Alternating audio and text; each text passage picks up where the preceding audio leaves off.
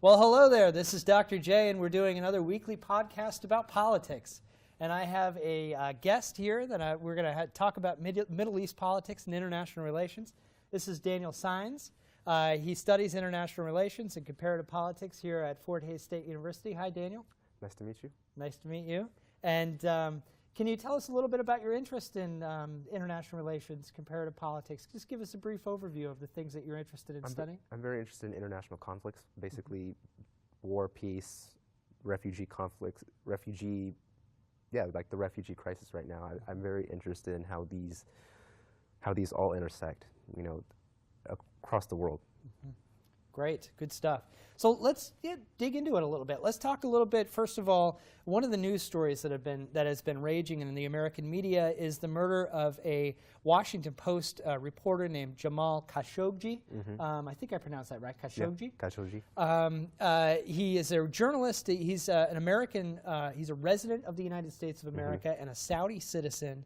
Originally quite an insider in Saudi politics and Saudi society, very well connected with a lot of Saudi elites, but had recently become something of a dissident, exiled from Saudi elite politics and community, had spoken out against the Saudi government, had spoken out in particular against an individual named Salman bin Mohammed, if I get that right, or Mohammed bin Salman. I'm sorry. Mohammed bin Salman, MBS, the initials often how he's identified. Mohammed bin Salman is the sort of leader in waiting of the Saudi kingdom, correct? He will emerge as the next Saudi leader? It's interesting about that, though. What's very interesting about Mohammed bin Salman in Saudi Arabia is even though he's not officially in charge, he's still calling all the shots. And then we saw this earlier in the year where he essentially just snapped his finger and said, I want all of these people who I don't like arrested for corruption charges. So there's a cult of personality against him. So even though he has a cult of personality to the point where he may not be officially in charge, but he's still calling all the shots anyhow. Mm-hmm. And it sounds like laying the foundation for when he will explicitly be in charge. Yeah, he's already laying out these economic policies, the 2030 proposal, where he basically wants to modernize the infrastructure and liberalize Saudi Arabia. Say more about that liberalization of Saudi Arabia. What do you see in the future of Saudi Arabia, especially if Salman is able to consolidate power? Where does Saudi politics, economics, society go? I honestly don't think it changes that much. I think he's an opportunist. I think he's ultimately looking out for what works for him. So let's take a look at what happened. He got good PR for Saudi women are driving, but there's one problem that always gets missed in the media. Immediately after this law was passed, the prominent feminists that were actually the voices for this movement were jailed because they brought bad PR to both Mohammed bin Salman and Saudi Arabia.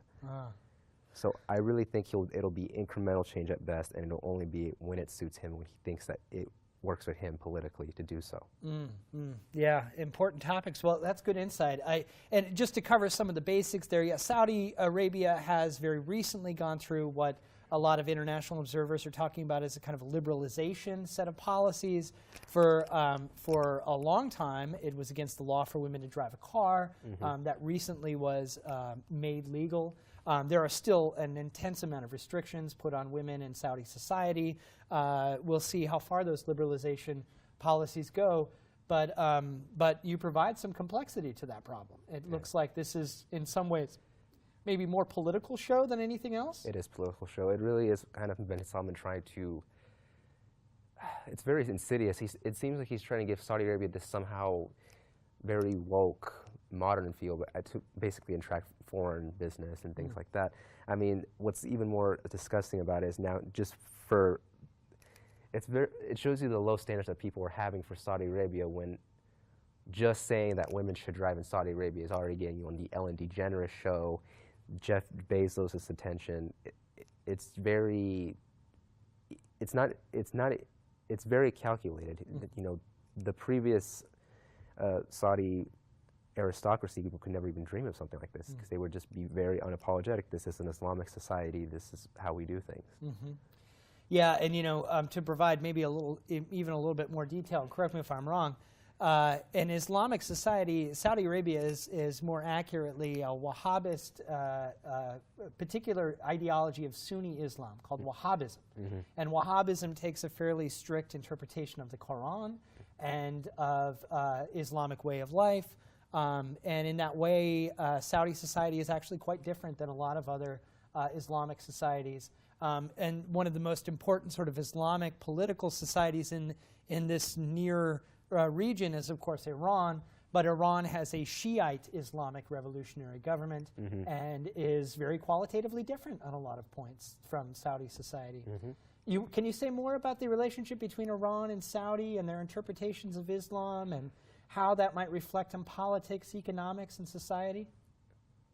Well, I think the media tends to focus on Shiite versus Sunni, and I think that's kind of harmful because it kind of ignores a lot of the complexities. You know, Obama even was reckless and even said this conflict between Shiites and Sunnis has existed for a millennium. That's not true. In fact, like, it really is a matter of regional hegemony. You know, when the Shah was in power, Saudi Arabia and Iran were basically not at odds. They didn't really have any problem with each other. It was after Ayatollah Khomeini took over and explicitly, you know, made it a point that Iran's not going to go do what the U.S. says. Iran's going to try and actually be a player on the stage. Well, that kind of upset Saudi Arabia very much. So it's as much a political and geostrategic or geopolitical conflict. It's mainly geopolitical. How do you see, and I know we're getting away from the Khashoggi thing, we'll come back to it, but I think there's so much we have to lay down before we get into the specifics of our everyday events that take place in our world. How do you see the role of Iraq fitting into this? Iraq, a crucial country, multi-ethnic country, of course the Iraqi war of the 2000s and the 2010s, absolutely important to this region. Iraq is geographically in between Iran and Saudi. Iraq is a multi-ethnic country, Shiites predominantly in the south, Sunnis in the middle, Kurds in the north. How do you see Iraq fitting into this Saudi-Iranian geopolitical struggle? Well, Iran has definitely taken advantage. It's as it shows. Iran has definitely tried to take advantage of the power vacuum in Iraq. When the U.S. invaded, they basically de-Baathified the government. Of course, they didn't really do anything about the Baathist officials. You know, immediately once Saddam Hussein was gone, many of his officials actually went and joined the ranks with terrorist groups to basically get power again. But interestingly enough, Saudi Arabia really hasn't tried to be much of a player in Iraq for some reason. They're mainly focused on Yemen right now. Do you think partly that has to do with the fact of an intense American presence, that Saudis felt like that was the purview of the American military in the 2000s, that was an American war they were fighting against, in toppling Saddam Hussein and trying to develop something like a democratic and capitalist Iraqi society, and the Saudis were like, well, that's America's project over there. Let them deal with that. I think that's exactly what went on. But there were a series of really crucial mistakes that Washington had made with regards to Iraqi policy. De-Baathification, as you were saying, not just the Baathist officials, but even at the lower ranks of the Iraqi military. So many of these young men ended up joining Sunni Islamic organizations, some of which were explicitly involved in terror. The rise of ISIS and the foundation of ISIS has a big role to play in this, of course. So with regards to Saudi and Iran, you say that Iran is now, and this is just from my understanding as well, Iran is now the biggest and most important player in Iraqi society. Yes, absolutely. And Tehran is really calling the shots of what's happening in Baghdad for the most part. Proof of what I'm talking about is just look at the reaction of Iraq to the Kurdish independence. You know, Barzani said, we are going to vote to be an independent Iraq. This is Iraqi Kurdistan now. Iraq was already outraged, but really wasn't able to muster up any kind of effective backlash. However, once Iran got involved, that's when the government's campaign against the Kurds just instantly intensified. So, and really, while Turkey and Iraq were both kind of involved with it, really the government that really put a clamp down on the Kurds was Iran. From my perspective, I mean, this is just a kind of, one might reasonably suspect that it would be in Iran's interest to have a fractured, divided, weaker Iraqi society. Two countries that were in a brutal existential war with each other in the 1980s. Two countries that have had a long, difficult relationship there. Wouldn't Tehran rather support Kurdish independence and maybe even a fracturing of 3 different states for Iraq to weaken its power and to create more of hegemonic presence? Well, this is where ideology is at play. Well, actually, not even ideology. It goes back to geopolitics, or the domestic politics of Iran, because if in case as you know, there's a substantial Kurdish population within Iran as well, who have also been fighting for their own political representation. Obviously, they've been disenfranchised for years from Iranian society. So basically what Tehran is thinking, the officials in Tehran are thinking, that basically if we let Kurdish independence become reality in Iraq, they know that that will encourage the Iranian Kurds. They'll say that, oh, this is a reality here, that means we can have the same thing here. There'll be a spillover effect that could potentially destabilize Iranian. Because central to Kurdish ideology is that whole strait, you know, there's that, all those Kurdish territories within Iran and Turkey and Iraq, that's supposed to all just be one gigantic nation, Kurdistan. So of course, and Syria as well. And Syria as well. So basically that's why you see just massive clampdown on Kurdish populations within Syria and Iran, especially because we don't want this problem becoming our problem as well. So if you can, basically the idea is if you cut the head off the snake, you know, that snake being Kurdish aspirations, then you can basically keep your Kurdish population on a leash in Iran.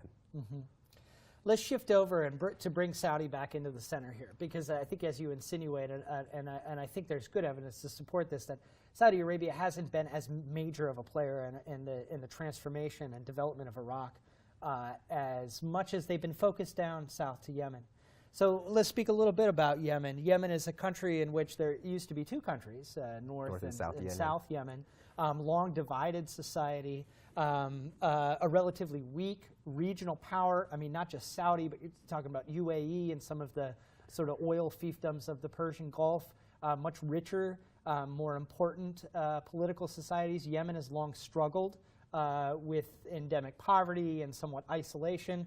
You have some of the fracture is the north, Sana'a, the traditional capital of Yemen, in the northern region, more mountainous, more closer to the Houthi rebel insurgency and the Houthis who are trying to overthrow the government, whereas Aden in the south, the major port, economic center of Yemen, the differences between Sana'a and Aden might explain some of the fractured. Yeah, that's why the Civil War was a problem in the first place.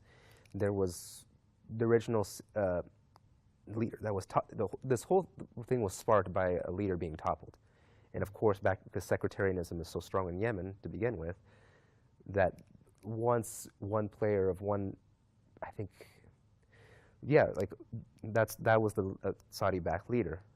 But then because it was the Houthi rebels that toppled him, Iran-backed, I think what's happening here is that Saudi does not want to lose face. Because they do not want to face the reality of having to come out and say, the Iranians just got us. Is that all it is? Is all it is that Saudi doesn't want to look like losers? I mean, they're pouring a lot of money into this. This is, although I think they have done an effective job of containing some of the international fallout from some of the brutalities of the Yemeni civil war. Yemen right now, I mean, cholera has come back as an epidemic in Yemen. There is a daily struggle that affects hundreds of thousands of people every single day in Yemeni society. There is a real humanitarian and political crisis happening here. Although I think Saudi has done an effective job of containing some of that in the international media. Is it all just that they don't want to lose face? I mean, you know, even if the Houthis do overthrow the Saudi-backed Yemeni government, it's not as though that is going to create any real threat to Saudi Arabia and its geopolitical power in the Persian Peninsula, or does it? Well, I think that goes back to what I was saying. I think they're fearing a domino effect. One loss against Iran, once Iran gets that Yemen, Iran will eventually want to start influencing everybody else. It's just how nation states work. You get one victory, you want to move on to the next one, and the next one, and the next one, and then you start vying for regional hegemony. And the domino effect, as you say, a very real player in how national interests are calculated in a foreign policy perspective. And I think in the background of this, should be mentioned here, is the 2009 Arab Spring is probably in the minds of the Saudis as well. That sounds like what the domino effect looks like in this region. In 2009, beginning in Tunisia, which is really a kind of middle-class uprising of economic issues, core economic issues, led to a kind of spiraling effect in which populist uprisings or democratic uprisings, often with some Islamic elements to them, sought to overthrow what were largely secular, authoritarian military dictatorships in Egypt with Mubarak, Libya with Gaddafi, Assad in Syria. Of course, Saddam Hussein was part of that same ecosystem, in a sense, secular, but he came militarist. much earlier. He came earlier, and that toppling obviously happened earlier. There was still some relative amount of stability following his death around the Middle East. It was just, but I understand what you're saying, that there was they're kind of fearing that chain reaction. Say more about that, and from the Saudi perspective, how does Saudi look at the Arab Spring and its after effects? Couldn't an argument be made from an outside observer who doesn't understand the complexities of Middle East politics? And I'm not going to make this argument, but I'm just throwing this out there, that Saudi is a very Islamist society. Wouldn't Saudi support some of these Arab Spring populist uprisings and encourage various different Islamic movements? Why haven't they? Because at the end of the day, democracy is unpredictable.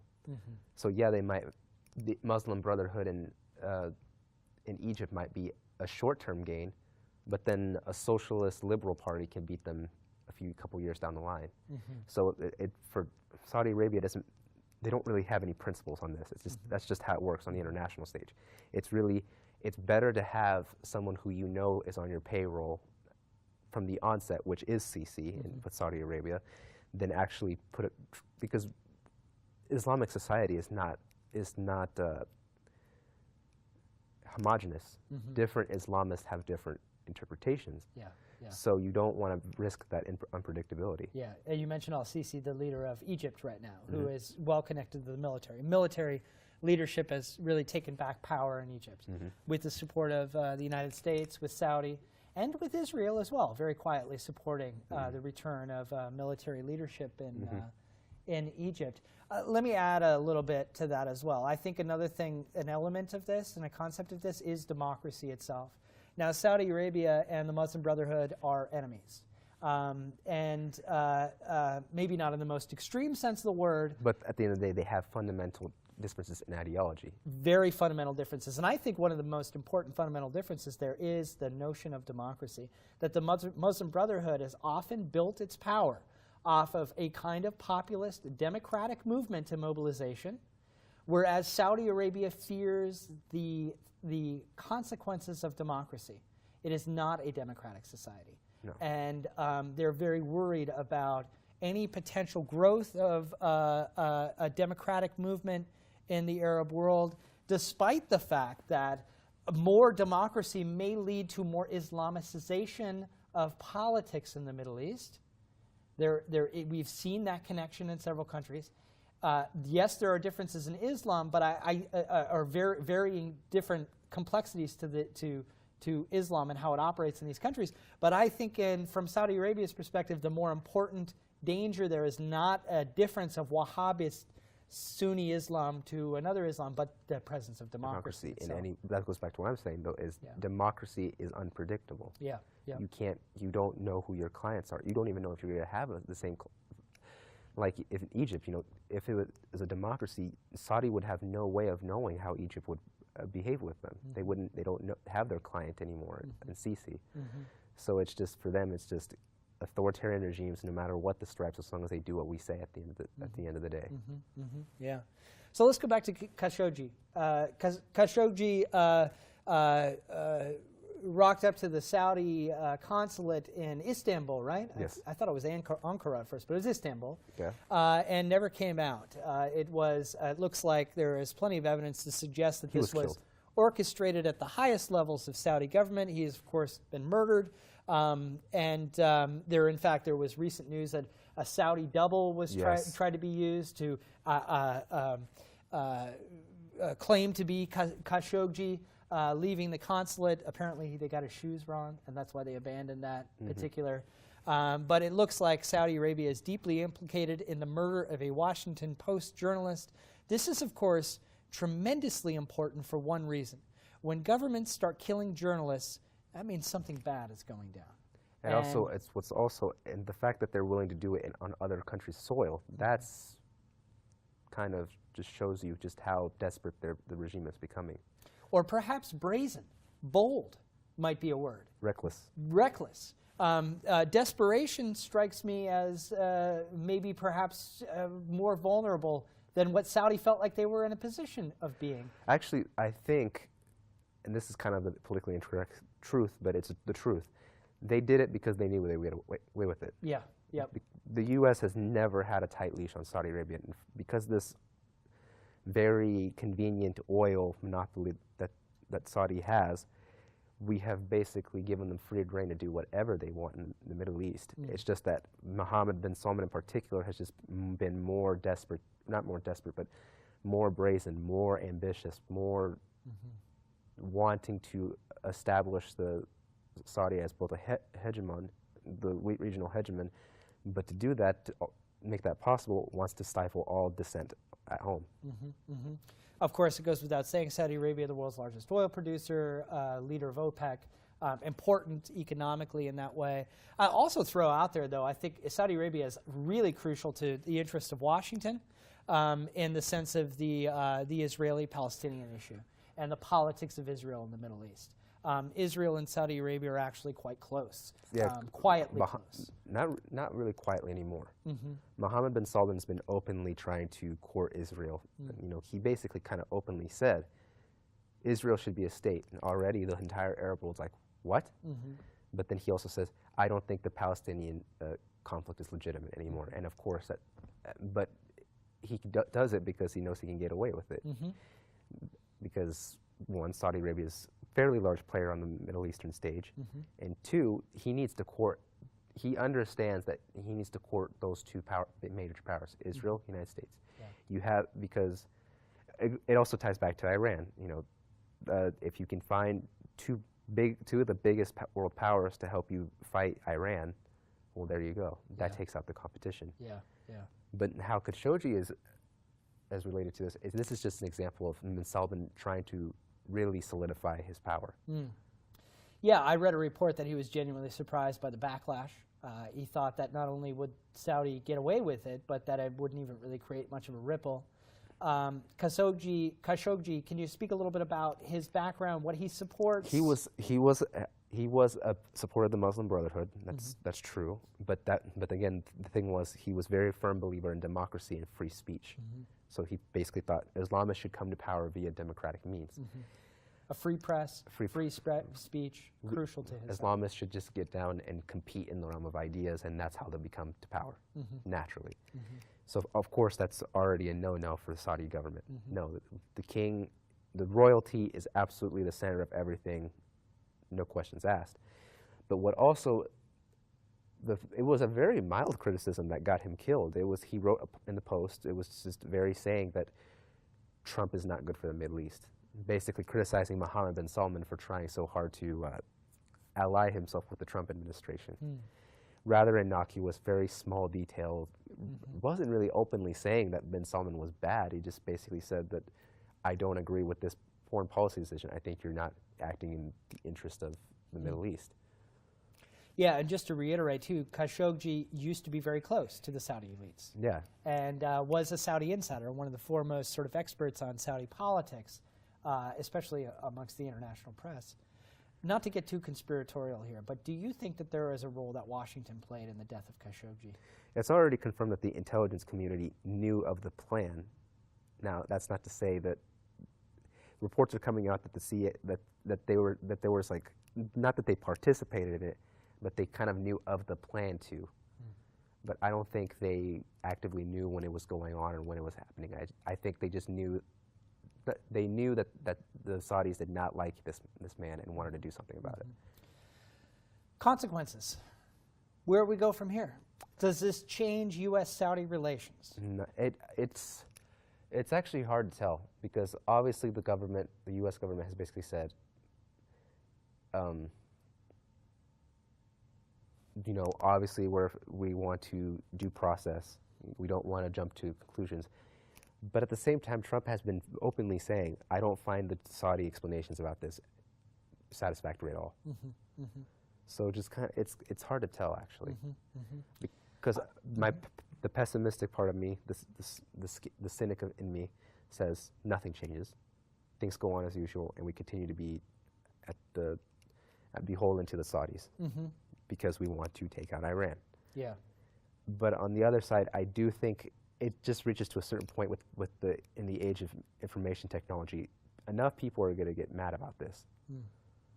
So I can't tell.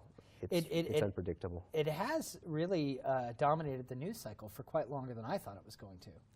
Yeah, because conveniently, the media has always given softballs to Saudi Arabia, but in this particular instance, this is just so scandalous, and it's also just, it's good for ratings. I hate to sound like, you know, like I hate to say that I hate that it sounds like I'm really, really underestimating the morality of news anchors, but the reality is news channels want ratings, and something like this, a government actually planning, you know, James Bond style to kill a journalist, you know, that gets lots of ratings, and so I think that's why it's attracting so much attention. They've done worse in the past. Yeah, yeah, and the gruesome details of the murder as well are good for ratings. Yeah, are good for ratings. Yeah, it has a horrific element to it. He was dismembered, and you know, there's a sensationalism to that, to the gruesome details itself. I agree with you. I am skeptical it's going to change any of the dynamic of U.S.-Saudi relations. I think that it's just about weathering the storm in the news cycle, and then it will eventually go back to business as usual. Now, whether or not there are any effects from private businesses is another matter. Now that is actually an interesting story. It looks like private businesses are starting to try and distance themselves from Saudi Arabia. But nothing big is on the news yet. It just seems that I just read that there's some certain conference and a bunch of the speakers just pulled out of it. But that's all I saw. Yeah, so much remains to be seen in that respect. Do you think that this will be a significant factor in international media and in journalists as well? I mean, does this now signal a new era in which journalists are now targeted? Journalists have always been targeted. They have, you're right. I just think that they're just going to be, I think they're just going to be a lot more vigilant, I guess. There's going to be a lot more, I don't know how to say it. There's just a lot more activism within the journalist community, basically. There already are organizations like Journalism Without Borders and things like that. But a sad fact is this isn't new. This has always been the case. Yeah. Yeah. I mean, it's just a fact of life. Journalists have always found themselves at the receiving end of some kind of deal. I mean, I think it was a long time ago in the 80s that Israel plotted with, I think it was some African nation, I think it was either Senegal or Ethiopia, where they actually helped kidnap a journalist. Obviously it failed, but I'm just saying that these kinds of plots are not new. Yeah, yeah. No, not of course not. And it's important to mention that. I mean, the role of journalism has always been, and I know that there is some discontent with the media and our American politics, but without a free press is a question of whether or not we would even have a democracy.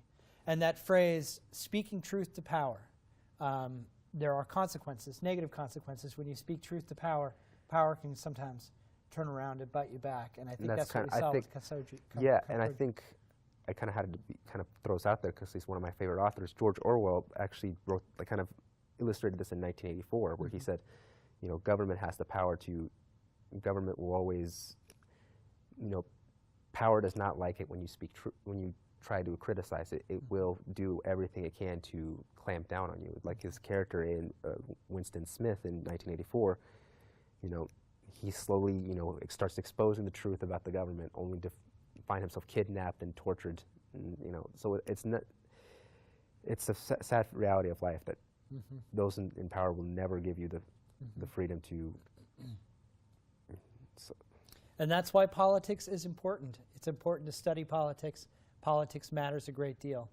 And with that, I think we're going to wrap it up. Great conversation, Daniel. I really appreciated it. Yeah. A lot of nice detail there, and a good outlook on a very important region in the world, Middle East politics and its relation to the United States of America. Again, I'm Dr. J, and this is Daniel. Thanks for tuning in, and have a good one. Take care, folks.